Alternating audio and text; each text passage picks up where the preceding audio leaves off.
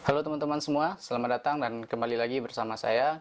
Kali ini kita akan berdiskusi dan membahas tentang bagaimana mendapatkan penghasilan sambil menjalankan perkuliahan. Namun sebelum itu, jangan lupa subscribe dan like video ini agar teman-teman bisa mendapatkan video-video terbaru dari saya.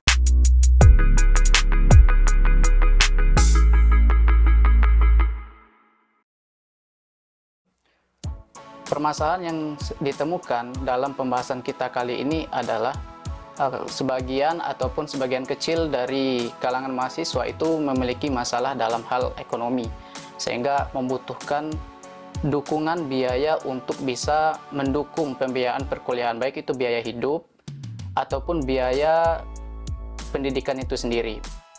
Nah, yang kedua, permasalahan ditemukan adalah walaupun tidak mengalami masalah ekonomi, rata-rata mahasiswa itu sudah memiliki sikap dewasa ingin mendapatkan penghasilan sendiri.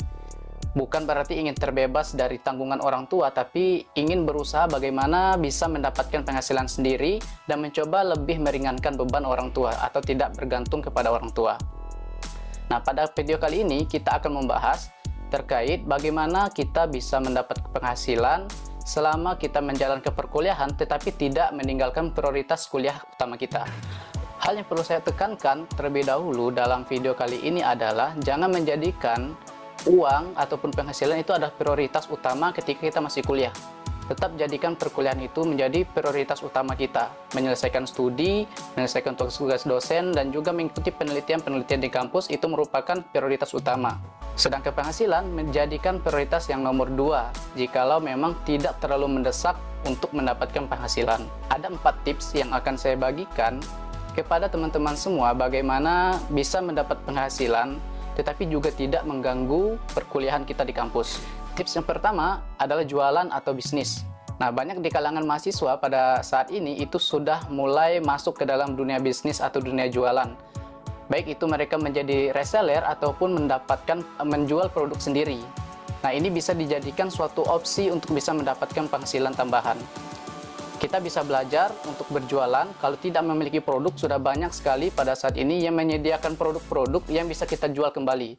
Teman-teman bisa bergabung dengan reseller manapun sesuai dengan produk yang teman-teman inginkan, bisa itu buku, bisa itu kosmetik, atau bisa itu di bidang fashion dan lain-lain.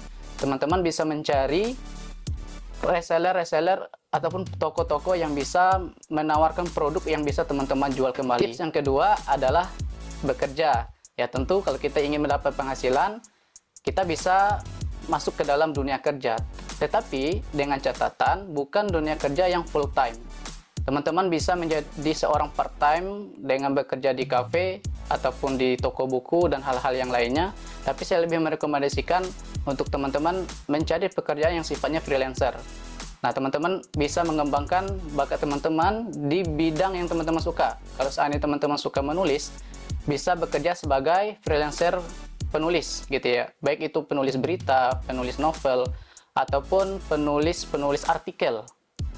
Kalau teman-teman suka desain atau ahli di bidang desain, banyak situs-situs yang ada di internet itu menyediakan jasa untuk menawarkan jasa teman-teman sebagai desainer ataupun desain grafis, dan akan mendatangkan para klien-klien kepada teman-teman untuk dijadikan sumber penghasilan. Tips yang ketiga yaitu adalah mengikuti perlombaan.